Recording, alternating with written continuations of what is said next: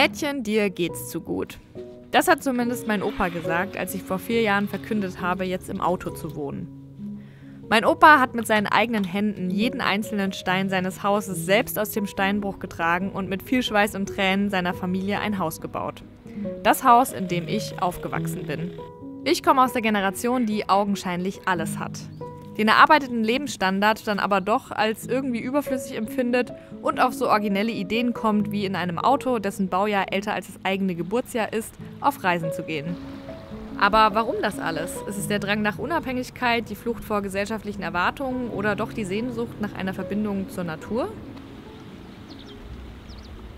Ich habe heute Morgen tatsächlich zum ersten Mal die Heizung angemacht, was immer so ein bisschen ein trauriger Moment ist auf so einer Überwinterung, weil das halt bedeutet, dass es halt kälter wird. Aber gut, was soll's, dafür habe ich ja eine Heizung. Und ich werde heute hoffentlich mein Wohlbefinden steigern. Ich habe hier einige Baustellen und ich muss sagen, ich fühle mich hier aktuell nicht so wohl, weil irgendwie so viel irgendwie kaputt ist oder gammelt. Und die Sache, die ich heute angehen will, die ist eigentlich gar nicht kaputt. Also ich fange so gefühlt von hinten von der To-Do-Liste an. Das, was am wenigsten notwendig ist, mache ich jetzt als erstes. Weil ich dachte mir irgendwie so, es ist ein bisschen dunkel hier drin. Und weil ich irgendwie Fenster so gern mag, habe ich in Griechenland noch ein neues Fenster gekauft. Hier, das ist das gute Stück. Ich habe übrigens ein neues Messer. Wollte ich hier an der Stelle auch mal präsentieren. Gut, dieses Kind hat mich gerade ein bisschen angeguckt. Was macht die Tante da, Mama? Warum sieht die aus wie ein Pirat? Oh, dazu möchte ich was sagen. Dieses Tuch hier, das hat mir gestern eine Oma geschenkt. Deswegen trage ich das so sehr mit Stolz. Die Oma war so lieb und die hat mir sogar ein Armband geschenkt. Ich und die Oma, wir sind jetzt so und wir treffen uns sogar noch mal die Tage. Ich habe die jetzt auf WhatsApp. Boah, das ist wunderschön. Stell dir das mal vor, weil das andere ist ja echt so hässlich. Wow, sogar mit so einem... Oh mein Gott! Das hier ist das bisherige Fenster, also halt super milchig, es kommt kaum Licht durch. Praktischerweise habe ich das eh nur an 2 Schrauben festgeschraubt. Sieg! Der fährt gerade einfach so ein 5-jähriges Kind mit dem Auto vorbei, läuft. Willkommen in der Türkei. Das ist übrigens hier so ein ganz typischer Platz. Weil hier ist ja dieser See. Und die Türken campen auch so gerne und die lassen aber ihre Wohnwegen auch einfach hier stehen. Also auch wenn die nicht hier sind, stehen hier einfach die ganzen Wohnwegen. Wie auf so einem Campingplatz.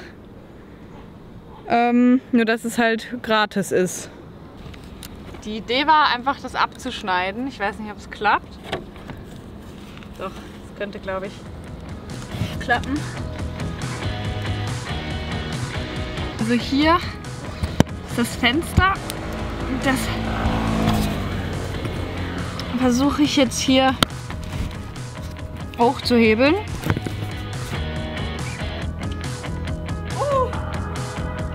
Irgendwie eine sehr skurrile Perspektive, hier zu sitzen mit den Füßen im Wohnmobil.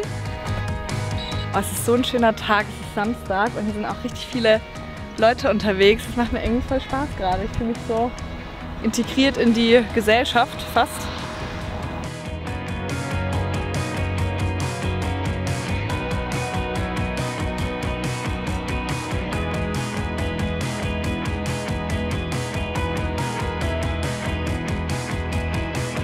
Die beiden hier sind total süß. Der Mann bringt der Frau gerade Rollerfahren bei. Und die haben so einen Spaß dabei. Ja, und die beiden hier, die, naja, wollen es auch wissen, was möglich ist und was nicht. Jetzt sind sie sogar zu dritt.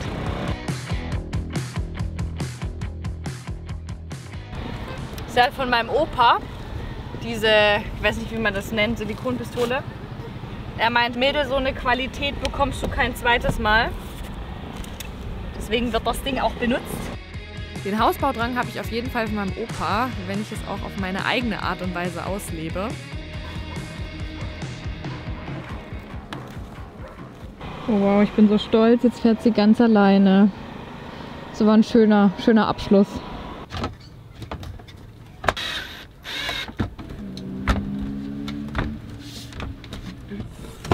What?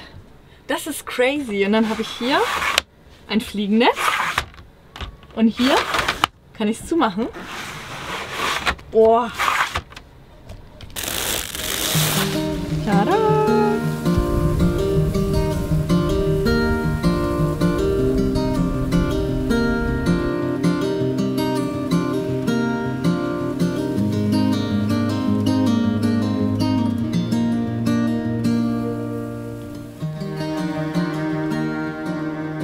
Das kommt hier wie gerufen. Oder auch nicht. Muss ich mal gucken. Na, dreckig vielleicht. Ich suche nämlich gerade ein Fotohintergrund.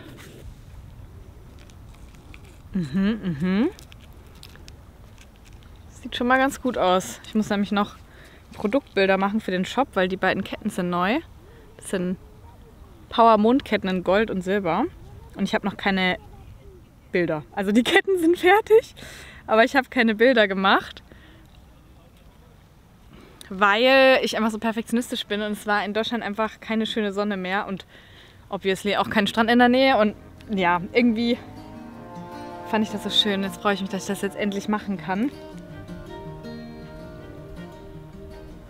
Heute gesehen, wichtig, jemand hier von der Nähe, sag ich mal, und dann guckt die Kinder, beziehungsweise alle fahren hier auf mit dem Auto rum, die nicht mal Führerschein haben. Ja, das habe ich auch schon gemerkt. Also auch süß, wie die hier so üben und so, ist echt niedlich. Ich fahre mal weiter. Schönen Abend noch. Danke fürs nette Gespräch. Ja, danke. Übrigens meinte der Mann jetzt, dass das hier irgendwie gar nicht so eine gute Gegend ist. Und dass die Leute hier irgendwie sehr komisch seien. Also ich habe nichts davon gemerkt, aber ich war ja, gut zu wissen. Jetzt wo ich fahre, ist mir eh egal. Also es kam mir auch nicht so vor. Das ist manchmal auch, keine Ahnung. Das wusste ich immer alles. Stimmt, in Istanbul stand ich auch in der Gegend, die angeblich voll gefährlich war. Hab davon auch nichts gemerkt.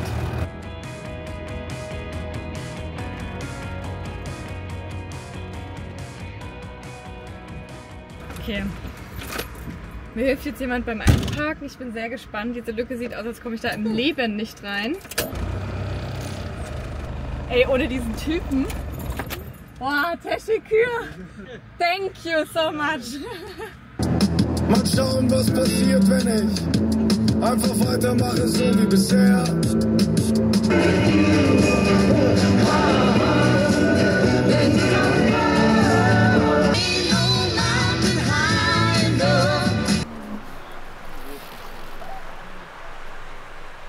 Ja, ich stehe direkt am Meer. Ich kann es kaum glauben. Ich bin gestern noch super weit gefahren und bin jetzt ein bisschen oberhalb von Izmir.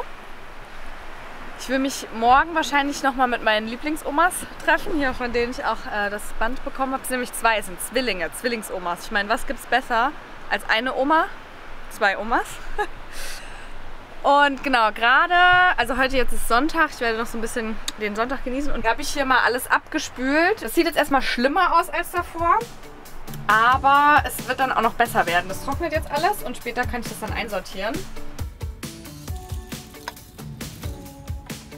Meine Wiederentdeckung, seit ich wieder im Wohnmobil bin, ist Eisenkrauttee. Ich hatte den damals in Griechenland noch gekauft mit Cornelia. Cornelia, danke für den Tipp. Und habe den jetzt erst wiedergefunden, weil der halt die ganze Zeit im Wohnmobil war.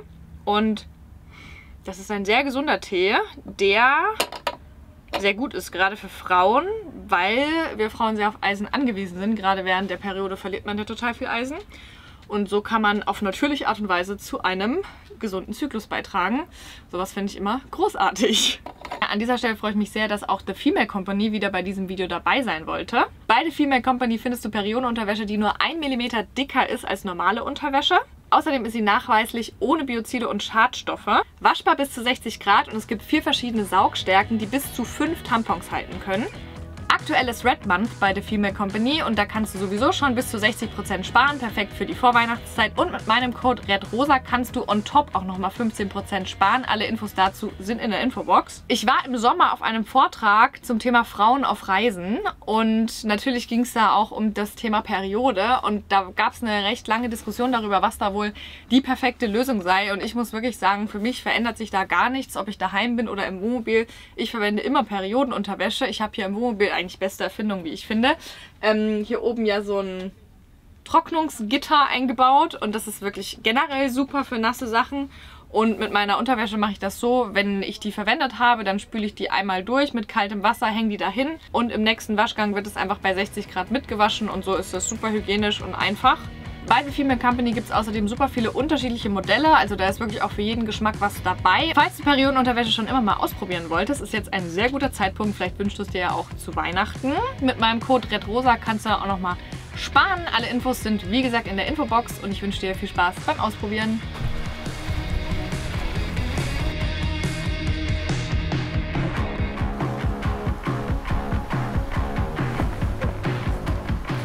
Ne yapıyorsunuz siz? Ben de iyiyim. 10 Kasım için mi buradasınız? Wenn ich in der Türkei nicht weiß, was ich essen soll, dann esse ich immer Ziköfte, weil das halt von sich aus schon vegetarisch ist, da muss man nicht lang rumfragen. Und die Leute, die Ziköfte machen, sind einfach immer lustig. Ich weiß nicht warum, aber das sind irgendwie immer coole Typen, die das machen.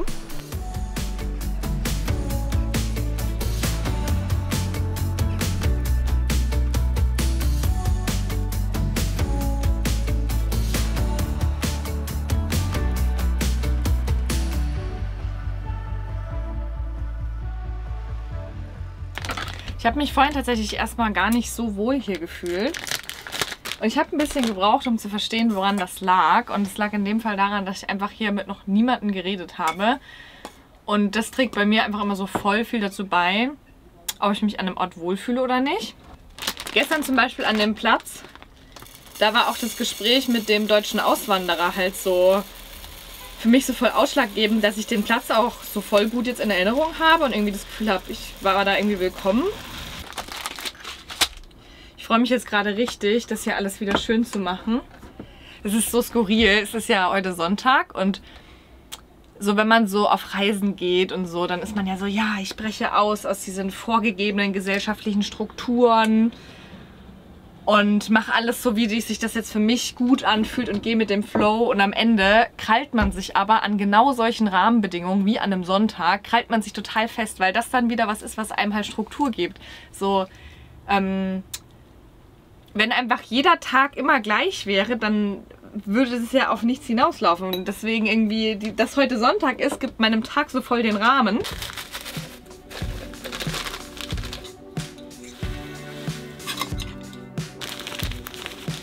Ich frage mich manchmal, warum ich eigentlich reise. Es sind gar nicht unbedingt die Orte, das habe ich schon öfter festgestellt, weil schöne Orte gibt es eigentlich überall und an einem Stellplatz am Meer gewöhnt man sich überraschend schnell und dann ist das auch nichts Neues mehr.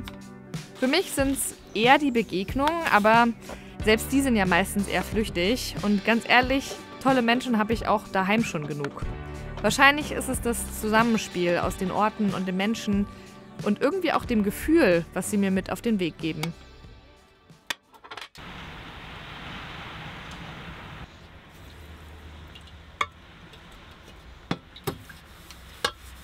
Es ist so spannend, wer hier alles vorbeiläuft. Ich finde es gerade so cool, hier direkt an der Promenade zu stehen.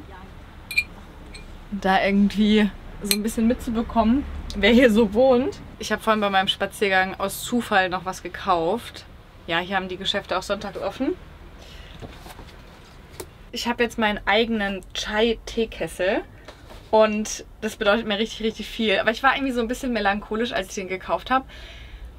Weil ich habe diese Teekessel jetzt sehr oft gesehen, meistens wenn ich bei jemandem eingeladen wurde. Ich war in Istanbul. Bei einigen Menschen eingeladen. Super lieb und habe mich da sehr drüber gefreut. Und besonders eine Einladung ist mir im Kopf geblieben. Das war eine Frau, die auf der Straße ich im Prinzip kennengelernt habe und die dann direkt gesagt hat, komm mit hoch. Und sie hat mich mit ihrer Schwester in ihrer Wohnung empfangen. und auf einem sehr alten Teekessel einen Tee gekocht. Und sie erzählten mir, dass sie nicht mal Werkzeug haben, weil sie kaum Geld haben. Und wenn sie zum Beispiel dann irgendwas reparieren müssen in der Wohnung, dann benutzen sie von einem Löffel oder von einer Gabel quasi hinten dieses Ding so als Schlitzschraubendreher. Und das habe ich auch schon gemacht, wenn ich meinen Schlitzschraubendreher nicht gefunden habe, aber nicht, weil ich es musste. Und das fand ich irgendwie so krass, irgendwie ihre Geschichte zu hören. Die sind beide auch leider krank und können nicht arbeiten.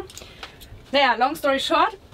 Auf jeden Fall war das für mich heute so gar kein selbstverständlicher Moment, in diesen Laden zu gehen und mir einfach so spontan jetzt so einen Teekessel zu kaufen, den ich gar nicht unbedingt bräuchte, aber einfach weil ich Lust habe.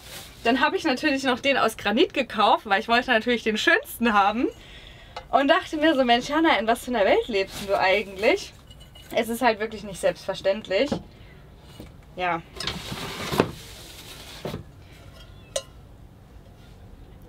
Also ich finde den halt echt sehr schön, muss ich sagen.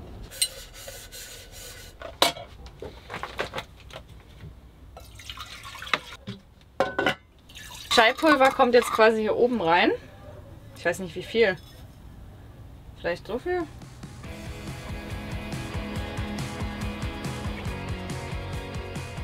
So, ich habe jetzt hier ein Sieb reingehängt, damit hier der Tee abgefangen wird. Jetzt kommt zuerst quasi der Sud. Okay, also ich merke schon, dass es ein sehr dünner Sud ist. Ich glaube, das hätte noch höher konzentriert sein können. Ein erster selbstgekochter Chai und Lifehack. Also ob es ein Lifehack ist, weiß ich noch nicht. Aber ich versuche mir gerade das Zucker im Tee abzugewöhnen, weil ich habe jetzt hier so viel Chai getrunken.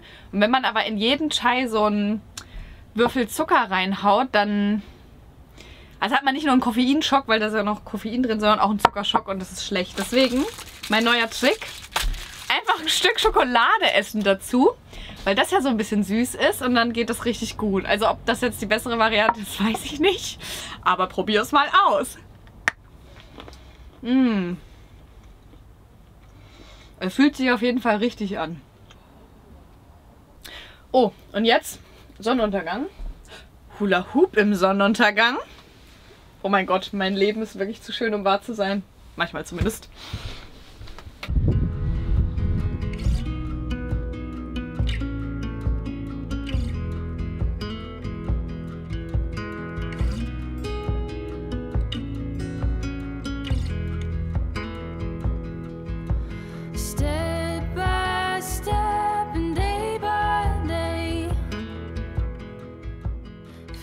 Meinst du, du bist ein wenig zu mutig? Ich bin zu mutig, Quatsch. Ich bin genau richtig mutig. Ja. Du weißt doch, ich bin die Enkelin deiner Ehefrau, Opa. Ja. Meine Ehefrau, die ist mutig, ja. Also geerbt, hast du also geerbt? Na klar, ich habe der Oma ihren Wahnsinn geerbt.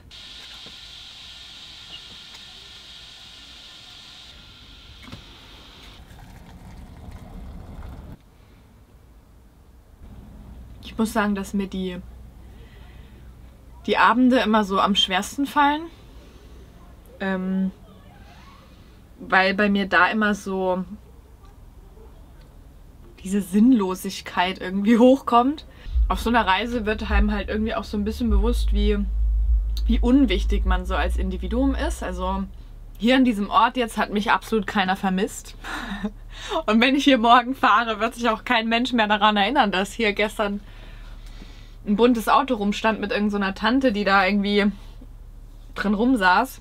Und ich glaube, das macht Alleinereisen auch so anspruchsvoll, weil man halt selber sich die ganze Zeit Sinn geben muss. Für mich sind Begegnungen sehr sinnvoll. Also Interaktion ist für mich extrem sinnstiftend. Und ich glaube, ich habe da auch ein Händchen für, irgendwie auch mit Leuten in Begegnung zu gehen. Und ich würde das gerne irgendwie noch mehr... Weiß ich auch nicht. Werden wir sehen. Ich kann es ja kaum glauben, ich habe gerade einen Kaffee geschenkt bekommen von den Leuten, die da drüben das Café haben. Also ich trinke leider gar keinen Kaffee, aber ich werde ihn jetzt natürlich trinken. Also er riecht auch gut. Das heißt, sie haben das gemerkt, dass ich hier bin. Die haben das gemerkt, dass ich hier bin. Boah, das ist voll schön, dass die mich wahrgenommen haben und dass ich ja hier nicht allein bin und die Leute irgendwie auf mich achten. Wow. Benim yardımcı olacağım bir şey var mı? Bir isteğiniz var mı benden?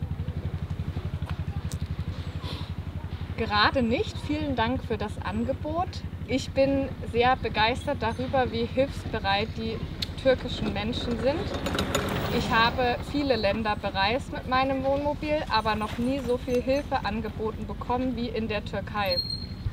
Peki. Teşekkür. Okay. Ja.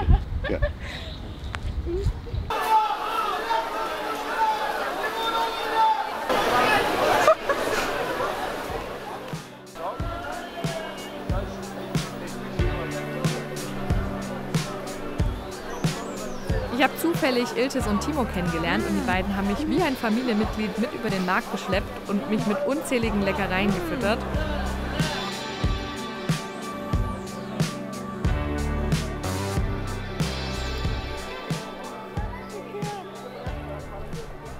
Okay, wow, irgendwie war jetzt überraschend mein sozialer Tag. Hier war ein Kommen und Gehen an meinem Wohnmobil. Da kam noch so ein anderer, der mir irgendwie erzählt hat, dass er auch einen Wohnwagen hat. Der konnte auch Deutsch. Hier die aus dem Café können auch Deutsch. Ich so, hä, okay?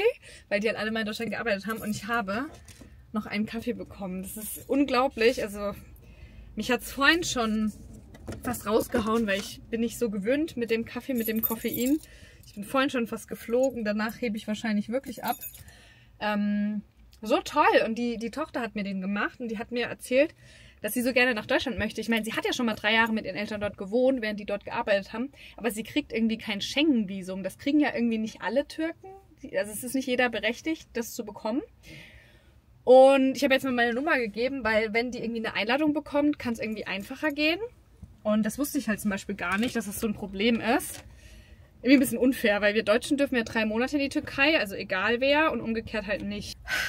Ey, es gefällt mir so gut hier, was so lustig ist, weil wirklich am Anfang habe ich mich gar nicht wohl gefühlt. Aber ich fahre jetzt weiter Richtung Omas. Ich werde jetzt versuchen, eine Werkstatt anzufahren, denn ich bin ein bisschen drüber mit meinem Ölwechsel. Also ein bisschen ist gut gesagt. Gerade mal in meinem Buch geguckt, ein bisschen sehr viel drüber. Escape. We've been disengaged. We untangled our fate. I gave it all. Super Mautstation und ich habe kein Geld. Wie soll denn das jetzt hier ablaufen?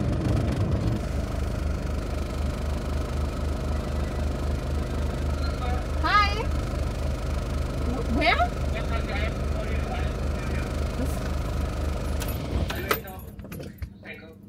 Okay. I don't get it, Bruder. Sag mal so. Okay, have a good day, goodbye. Ah, okay, sorry, thank you. You're welcome, bye-bye. Okay, geil. Ich musste nichts bezahlen, weil er es mir einfach frei gemacht hat. Danke dir! Left to myself, can't figure out where do feelings go. I've been doing better, even though I wonder if I'm gonna find out on my own. Should I just surrender? Ich bin jetzt hier im Werkstattviertel. Das gibt es so in jeder größeren Stadt. Halt, dass es irgendwie so ein Viertel mit Werkstatt gibt.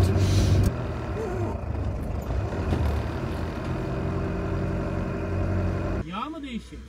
Bana söyle yağ değişecek. Yağ yapacağız. Evet bak yazdı bana okudum. Buraya alabilecek Buraya gider misin buraya? Ja? Okay.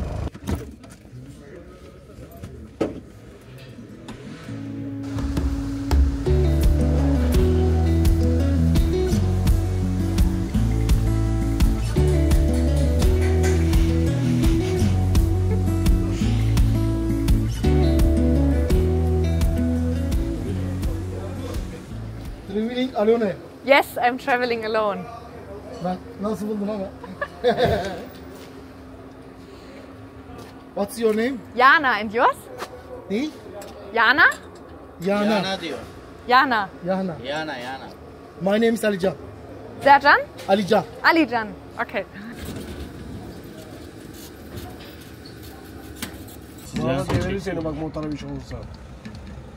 Also das hätte unkomplizierter nicht sein können. Ich bin sehr zufrieden.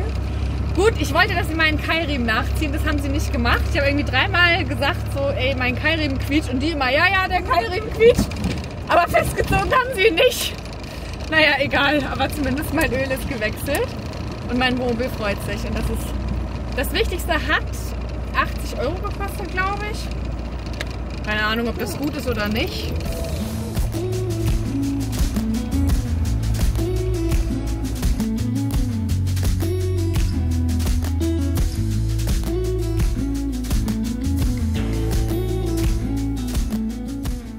So, ich parke hier gerade ein. Like crazy. Aber I did it. Ist wieder so einfach mitten in der Stadt. Und die Leute, die lassen ja einfach so ihre Wohnwegen stehen. Oh, ich kann mal Auto ausmachen.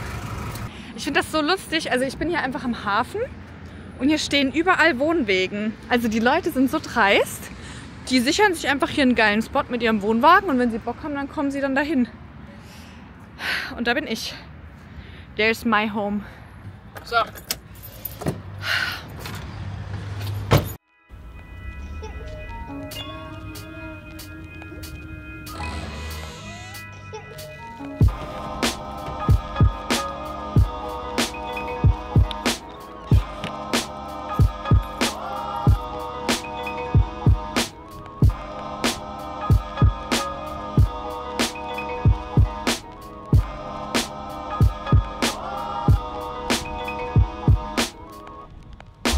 Natürlich könnte ich auch einfach zu Hause bleiben.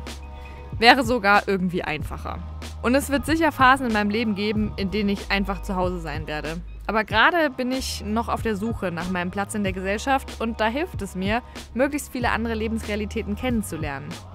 Ich glaube sogar, dass es eigentlich in jeder Lebensphase sinnvoll ist, über den eigenen Tellerrand zu schauen und daher will ich so schnell auch nicht damit aufhören. Und trotzdem ist das Reisen auch nur so schön für mich, weil ich weiß, dass ich eben auch jederzeit nach Hause kommen kann. Ich bin nicht auf der Flucht, sondern einfach auf dem Weg. Wohin? Schauen wir mal.